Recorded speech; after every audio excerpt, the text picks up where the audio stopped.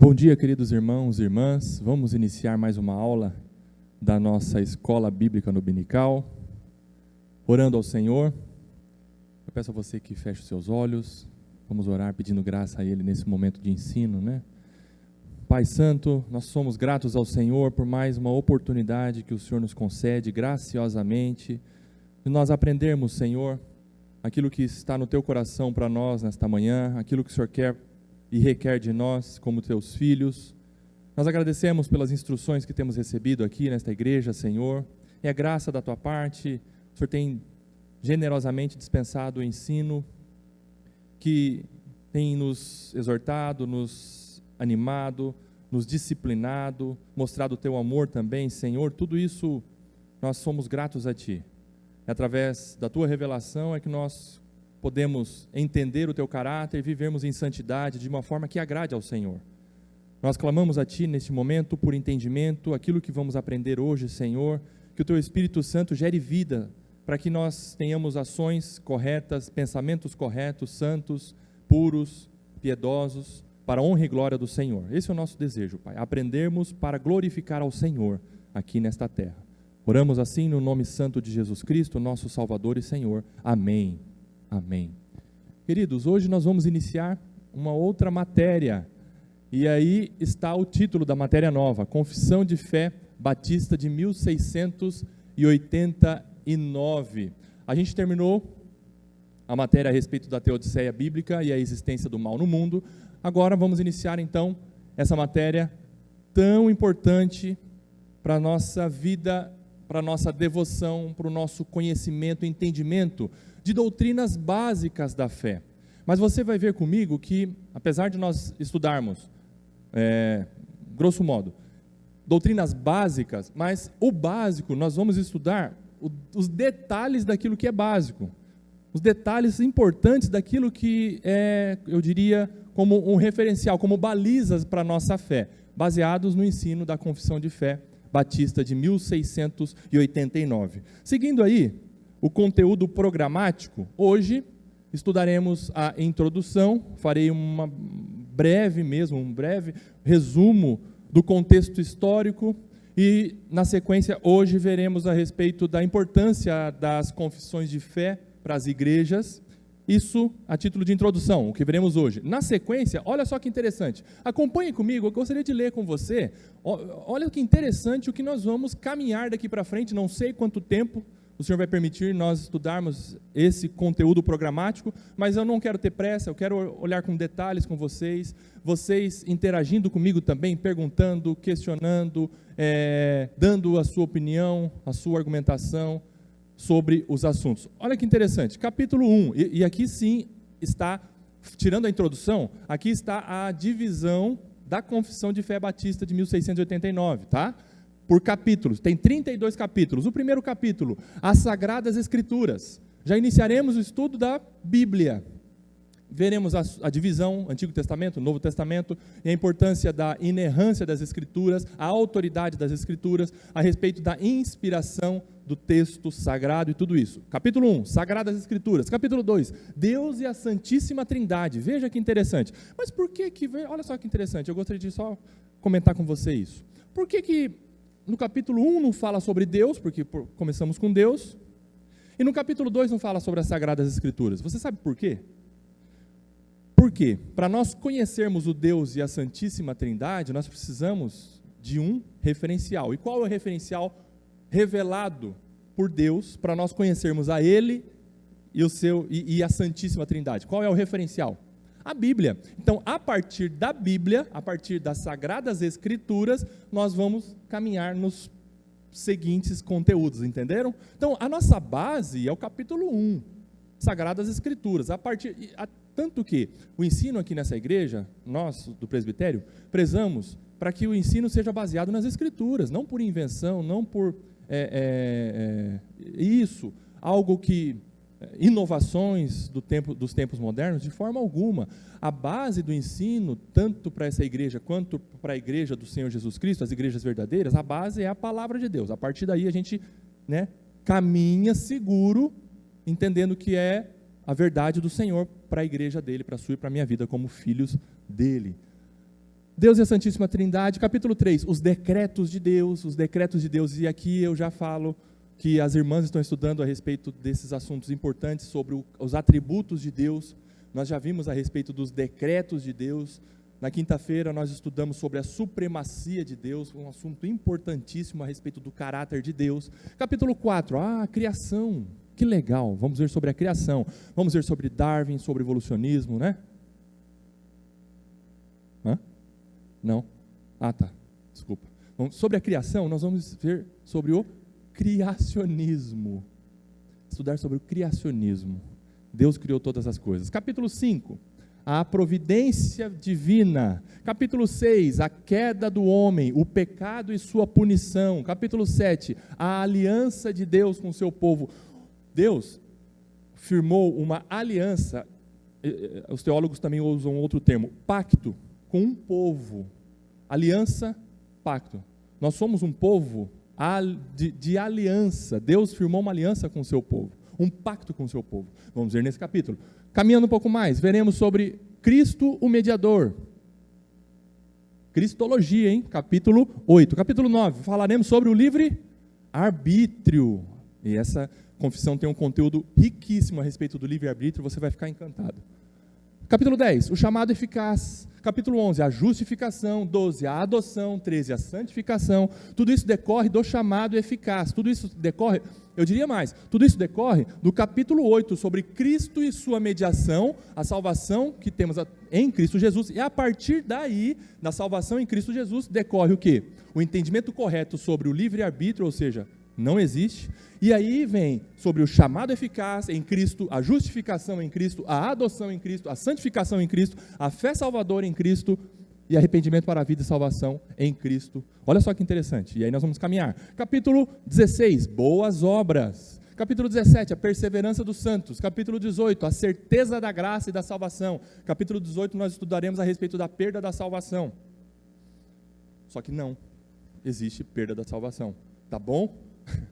Não é que ontem nós dormimos entendendo que não tem perda da salvação, hoje nós acordamos entendendo que tem perda da salvação. Não, nesse capítulo 18 nós firmaremos ainda mais as estacas na certeza da nossa salvação e de que não há perda da salvação, louvado seja Deus. 19, a lei de Deus. 20, o evangelho e a extensão de sua graça. 21, liberdade cristã e liberdade de consciência.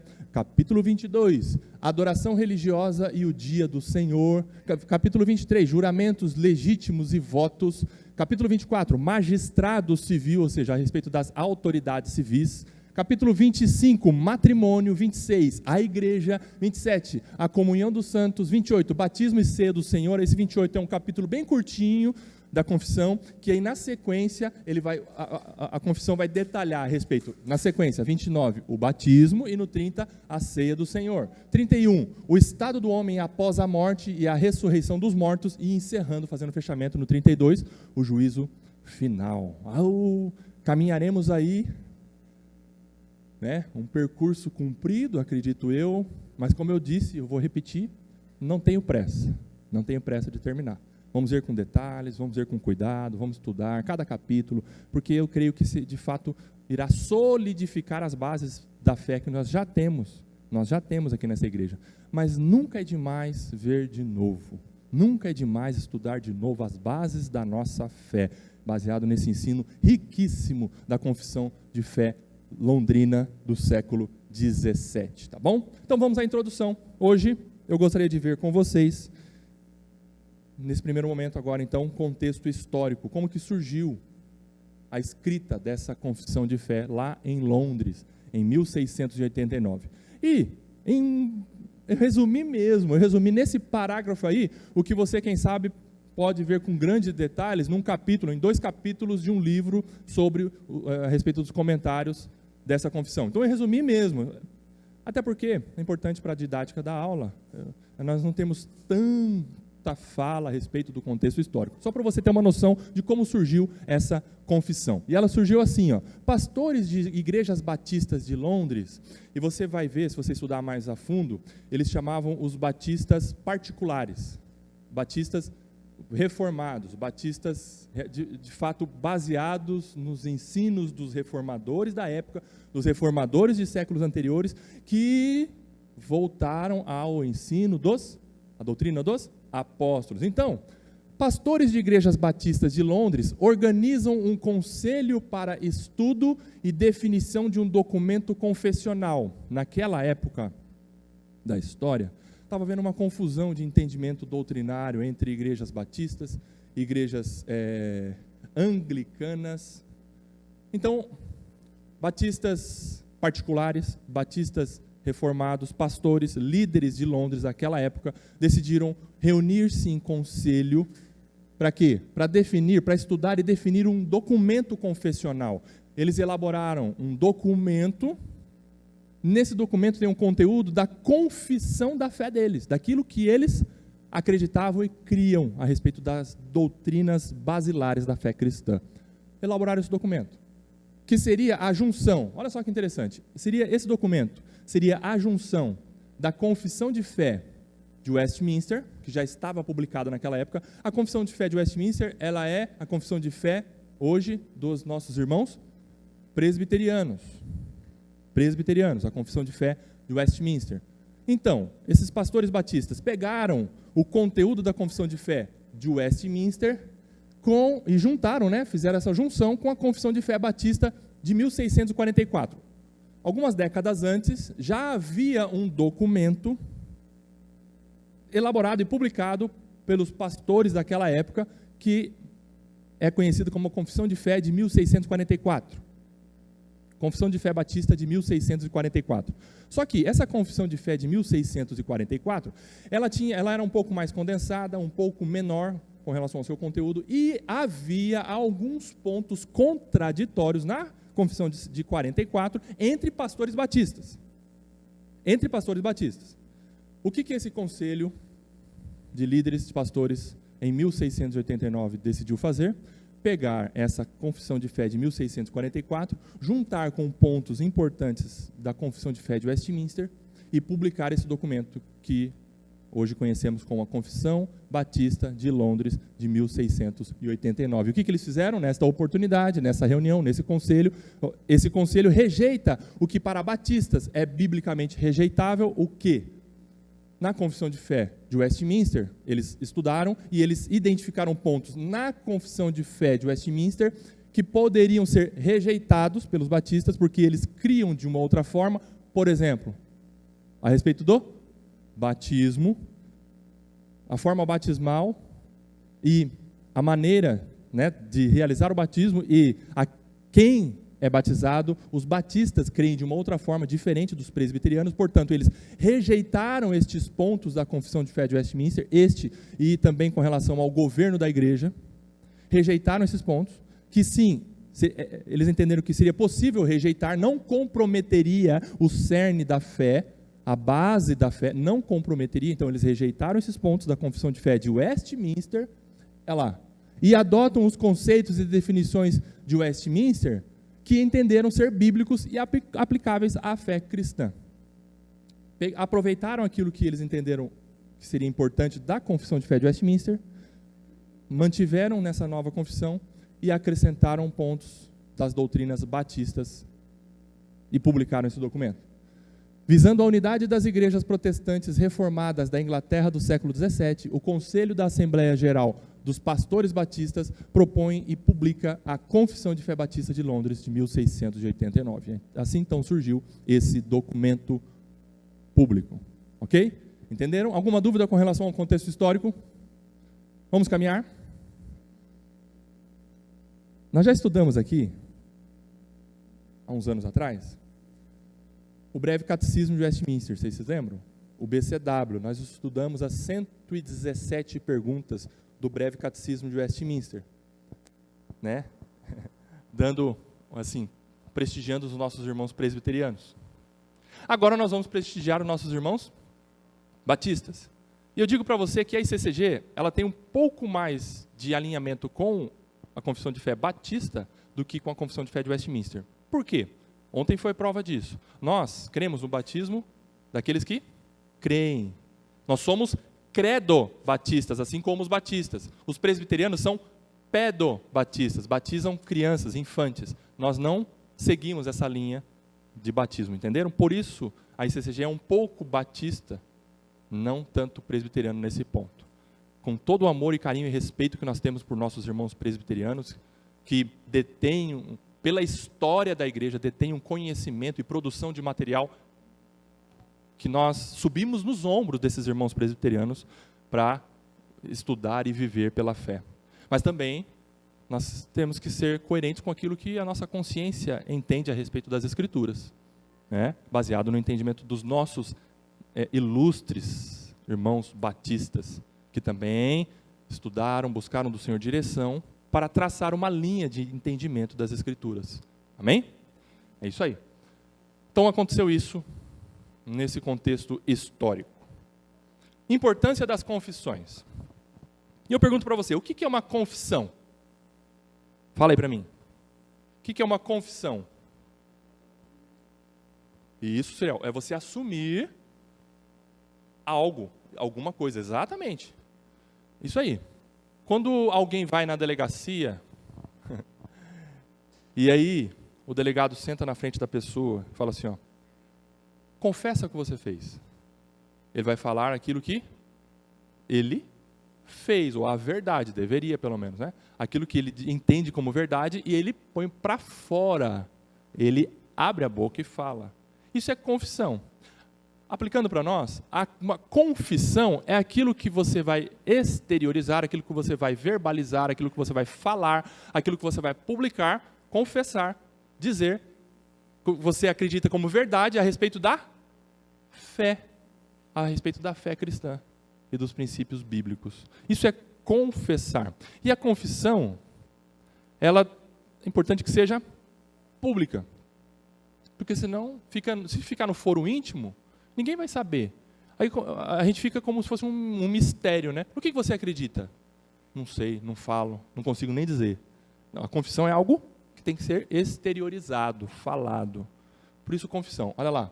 A confissão é uma afirmação pública, podendo ser documentada, dos pontos essenciais da fé cristã, através da qual se espera que todo cristão concorde. Interessante. Você, que é membro da Igreja Cristã em Campo Grande, concordou com a confissão de fé da Igreja Cristã em Campo Grande. A Igreja Cristã em Campo Grande tem uma confissão de fé. Se você olhar lá no nosso site, se você entrar lá, www.iccg.com.br,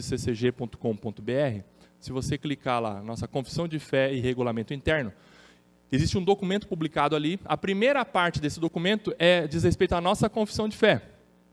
O item 1 e o item 2. Ali existem pontos elementares, principais, da fé, daquilo que cremos. A ICCG tem. E se você é membro, você subscreveu, você concordou, você aceitou se submeter àquelas diretrizes de fé que a ICCG adotou. Você assumiu aquilo, você falou, não, eu concordo com essas diretrizes de fé que a ICCG caminha, ou pela qual ela persegue, para a qual ela persegue. Ok? Você concordou. Muito bem. Olha só o que o pastor presbiteriano, o reverendo Heber Campos, ensina sobre confissão. A Igreja de Cristo, sobre as confissões, né, e principalmente as confissões públicas. A Igreja de Cristo sempre foi uma igreja confessante. Igreja confessante. É uma igreja que declara publicamente no que crê. Porque a genuinidade da nossa fé tem que ser evidenciada naquilo em que cremos e confessamos. Se você diz que você tem uma fé genuína, então confesse os pontos da sua fé genuína, que seja coerente com aquilo que você professa, seja coerente com aquilo que você vive, é mais ou menos isso. Que seja coerente, que seja confessante, que publicamente as pessoas entendam, realmente, o Maicon, a Diana, os irmãos lá da CCG, eles acreditam nisso, e eles confessam isso publicamente, e eles falam, é nisso que nós cremos, não tenha dúvida disso, ok? Continuando o ensino do pastor Heber Campos, tantas são as heresias e as tentativas de assalto à fé genuína, que se torna necessária a formulação e a confissão daquilo que cremos. Nos nossos tempos, e não é algo contemporâneo, mas do passado também, heresias existem no entorno da igreja e às vezes dentro da igreja, contra as quais as confissões de fé lutam ou combatem, defendem a fé genuína e verdadeira, contra as eventuais heresias, entendimentos atravessados, entendimentos equivocados, entendimentos confusos da fé. Então as confissões combatem, defendem, mantêm o entendimento da membresia, um entendimento saudável da fé. É um mecanismo de defesa, as confissões de fé. Porque se alguém chega aqui, quem sabe alguém chega aqui publicamente e fala assim, ó, a ICCG, ela acredita no nascimento virginal de Jesus, mas vem cá, eu ouvi dizer que lá no século III tinha um homem assim, assim, assado, que falou que Jesus, ele não nasceu de Maria, ele foi uma luz que surgiu do meio do nada lá na Judéia, ele era como se fosse uma fumaça. Você tem que passar a acreditar nisso. Aí você vai dizer assim, ó, opa, acendeu a luz vermelha da heresia presente no nosso meio. Não é nisso que eu creio não, irmão. Nós aqui confessamos publicamente que Jesus nasceu da Virgem Maria. Encarnou. Foi um bebezinho, foi um menininho, engatinhou, falou gugu dadá, aprendeu com seus pais, aprendeu lá na sinagoga, cresceu em graça, em conhecimento. Nós cremos na encarnação de Deus na pessoa de Jesus Cristo. Sai fora a heresia. Isso é confissão. Isso é defesa, né? Olha lá. Tantas são as heresias e as tentativas de assalto à fé genuína que se torna necessária a formulação e a confissão daquilo que cremos, para que a igreja não venha a ficar perdida. Para que a igreja não venha a ficar perdida, sem referencial, sem norte. Olha só que interessante, a importância de nós termos convictamente uma confissão pública, um entendimento base, de balizas, de fato, aquilo que norteia o nosso conhecimento e o nosso pensamento de fé. Lançada de um lado para outro por quaisquer ventos de doutrina. Importância não somente dos líderes, mas os membros também entenderem e confessarem publicamente a fé, os pontos principais da fé cristã. E aí isso faz com que a igreja se torne forte, saudável, vai crescendo uma base sólida de conhecimento e de fé e de crença, que a qualquer ataque sutil de heresias que vem de fora, ou quem sabe que surja no nosso meio, rapidamente a gente consegue identificar o engano e atacar, biblicamente falando, aquele engano que aparece no nosso meio, por meio de um entendimento convicto daquilo que a gente crê. Mas a gente crê baseado na onde? Não é pelo entendimento do Rodrigo e do Newton que fala, eles foram os iluminados que do nada o Senhor chamou e aí deu para eles o entendimento que Deus colocou na cabeça dos dois ali. Não é nosso não. Isso não vem de nós. A confissão de fé da Igreja Cristã em Campo Grande é baseada no quê? Nas Escrituras, é na Bíblia. Nós pegamos textos e traçamos ali linhas mestras baseado aonde? Nas Escrituras. Porque se eu e o pastor Newton não estivermos baseados nas Escrituras, jogue fora o nosso ensino. Tire a gente de trás do púlpito, por favor. Se a partir de hoje nós começarmos a falar coisas da nossa cabeça que não estiverem baseadas nas Escrituras, nós estamos falando coisas que vão atrapalhar o crescimento de vocês e mais, podem até fazer com que vocês caminhem para fora do entendimento bíblico correto. Que Deus nos livre disso. Então nós buscamos de Deus um entendimento bíblico para dirigir, para liderar esse rebanho baseado nas Escrituras. E a partir daí nós elaboramos itens que nos identificam pela fé, ou como aquilo que nós cremos. Entenderam? Isso é uma confissão. Pois não.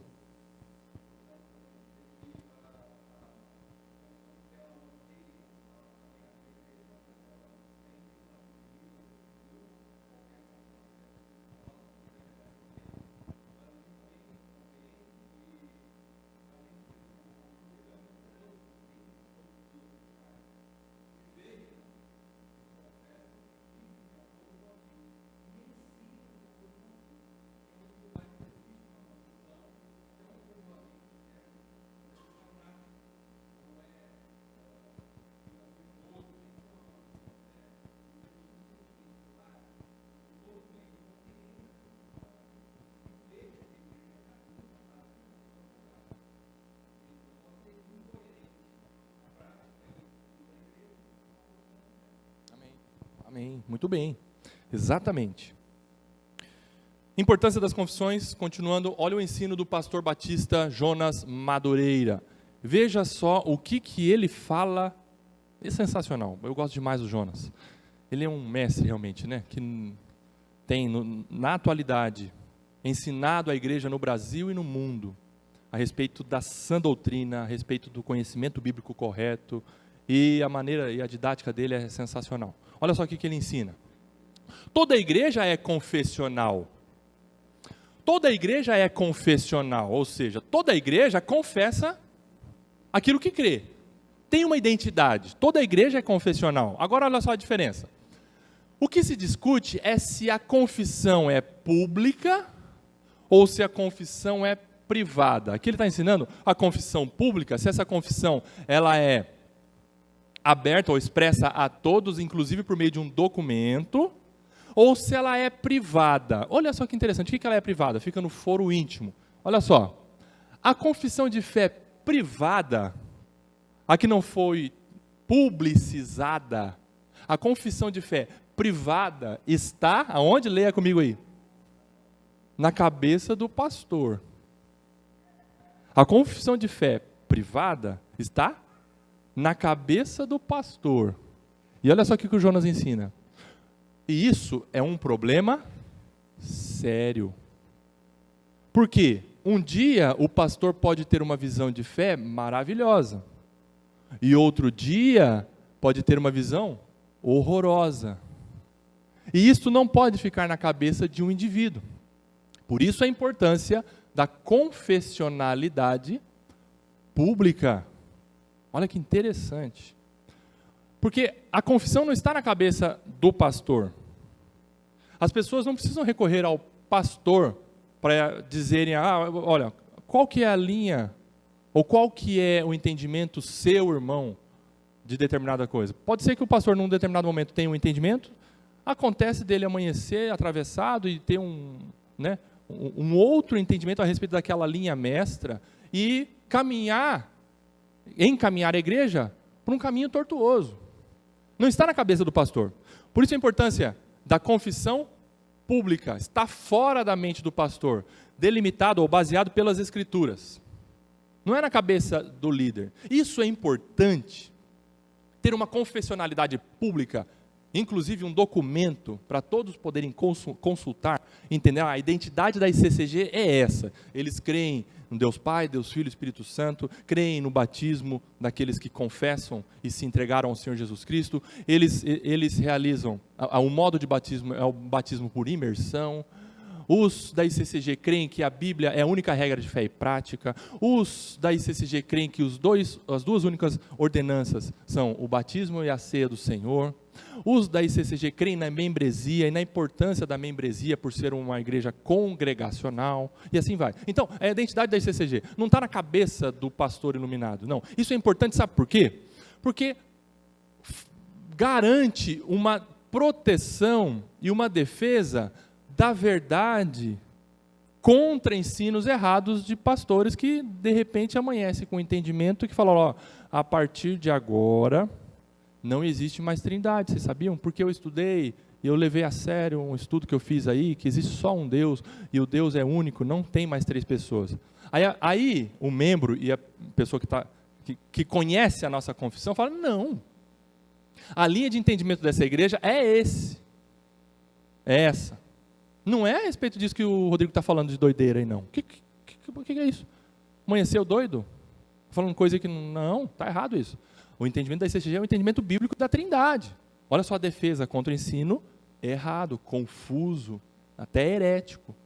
E também, não somente é uma defesa para a membresia daqueles que seguem e subscreveram aquela linha de entendimento e de base de fé. Não somente defende nesse sentido, mas defende os pastores e os líderes também contra membros ou pessoas de fora que tentam implantar na igreja um entendimento louco, um entendimento, hoje um membro amanheceu e colocou os pastores contra a parede e falou assim, a partir de hoje, irmãos, para de falar sobre isso. Vocês têm que começar a falar agora sobre... Aí inventa um outro assunto.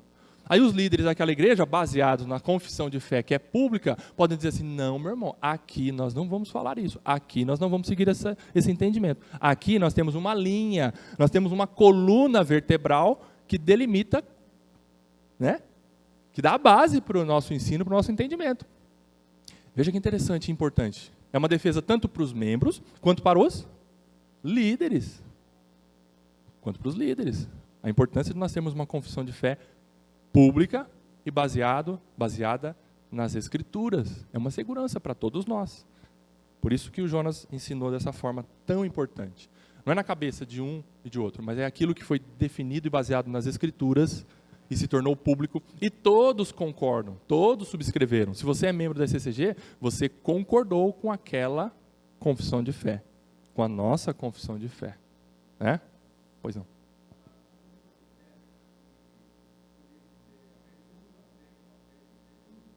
Uhum.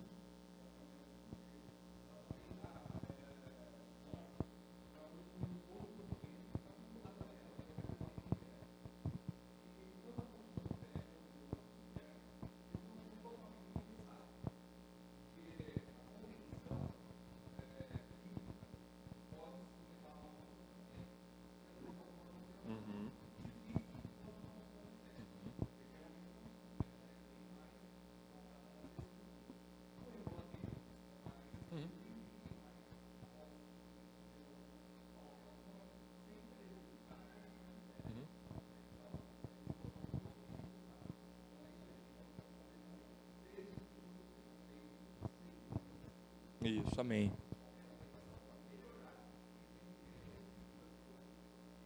Amém. O que o pastor Newton está falando, e nós temos isso, nós temos a nossa confissão de fé, e nós temos na sequência o nosso regulamento interno. O que é o regulamento interno? É um documento e são diretrizes que regulam a nossa organização interna. Como que a Igreja Cristã em Campo Grande caminha ou funciona organicamente. Como que ela funciona no seu dia a dia, né, com relação a membro que entra, membro que sai, disciplina, como é aplicada a disciplina, como que nós realizamos a ordenação dos ministros aqui na ICCG. Tanto que nós estamos passando por um estudo e já estamos caminhando para elaborar um anteprojeto para fazer algumas alterações, se assim o senhor permitir, no nosso regulamento interno. Importante, como o pastor Newton disse, tem coisas que podem ser mexidas e devem, às vezes acontecem coisas que nos forçam a parar e pensar, poxa, nós estamos errando nessa parte da organização da igreja. Podemos melhorar? Claro que podemos. Podemos mexer? Claro que podemos, devemos. Né? Damos um passo atrás para quê? Corrigimos aquilo que está errado para que a gente possa caminhar para frente novamente. Isso é possível. Então nós temos a nossa confissão de fé e o nosso regulamento interno. Muito bem lembrado. Amém. Gente, encerrando, abra por favor, ou então leia comigo, né? Está projetado aí. Romanos 10, versículo 10. O texto muito, muito importante, que mostra a confessionalidade da nossa fé. Veja só o que o apóstolo Paulo ensina aí, versículo 10 do capítulo 10 de Romanos. Porque com o coração se crê para a justiça. Olha só que interessante. Você creu no que ou em quem? Em Jesus. Você creu em Jesus. A sua confiança e a sua devoção foi entregue a Jesus Cristo. Sua vida foi entregue a Jesus Cristo pela fé. Jesus Cristo é o seu Senhor. E você creu nele pelo que ele fez na cruz no seu lugar. E isso garantiu a você a sua justificação, sua salvação e a sua justificação. Você foi declarado justo? Não pelo que você fez e Deus falou, que bom que você fez isso, que bom que você parou de fumar, que bom que você parou de fazer coisas erradas, que bom que você parou de mentir. Agora, a partir de agora que você fez tudo isso e se tornou justo diante de mim, entra, pode vir agora para minha família como meu filho. Foi isso que Deus fez com você? Não. Deus fez o seguinte, você creu e entregou sua vida a quem? a Jesus Cristo, por conta disso você se arrependeu dos seus pecados, e porque você creu no meu Filho, é a justiça do meu Filho que agora eu acredito a você, imputo a você. Isso é justificação, é declarar justo, porque você creu em Jesus, porque agora você pertence a Jesus. Ok, então com o coração se crê para a justiça, e agora na sequência, e com a boca se confessa para a salvação. O que é isso? Parece que Paulo está dizendo que para completar a salvação você precisa confessar, mas o entendimento aqui é, você declara publicamente, e declarar é confessar publicamente que você foi salvo, que você é salvo. E todas as pessoas sabem, porque você declara, porque você confessa o quê? A fé em Jesus Cristo. Por isso a importância de nós confessarmos, de nós realmente tornarmos público o que nós cremos. Quais são as bases da nossa fé? Isso é importante. Não sermos uma igreja ou pessoas ilhas, misteriosas, igual a maçonaria. Ninguém sabe o que acontece lá dentro. Não. Todos têm que saber em quem você crê, no que você crê, quais são as bases da sua fé. Todos têm que saber. Confesse isso. Aquilo que começou aqui dentro se exterioriza. Exterioriza. Por isso a importância das confissões. Naquilo que você entende, naquilo que você crê, baseado nas Escrituras. E dentro, lógico, de um contexto de igreja. Dentro de contexto de igreja. Porque aqui, na igreja, nós não podemos ter aquilo que você pensa diferente daquilo que eu penso. Naquilo que é essencial, naquilo que é base para a fé, todos nós temos que concordar. Senão um vai puxar para lá, outro vai puxar para cá, e daqui a pouco está todo mundo doido, falando, cada um, né, igual lá em Juízes, né, cada um fazia o que achava mais reto. Não, por isso que você subscreveu a confissão de fé da ICCG e falou, não, eu vou caminhar com esses irmãos, porque eu também entendo dessa forma. Vamos todos juntos, de mãos dadas, caminhando para frente, não um puxando para o lado, outro puxando para o outro. Amém? Então vamos lá, todos ler junto comigo aqui para nós encerrarmos. Por quê? Com o coração se crê para a justiça, e com a boca se confessa para a salvação. Romanos 10, 10. Amém? A importância, então, das confissões de fé. E nós vamos estudar capítulo por capítulo, ponto por ponto, e eu não tenho dúvida que será um estudo para todos nós riquíssimo, não é? Para a glória do Senhor, para o nosso crescimento, para o nosso amadurecimento na fé. No nome de Jesus. Amém. Alguém quer falar mais alguma coisa? Não? Então, aula encerrada. Muito obrigado, meus irmãos e irmãs.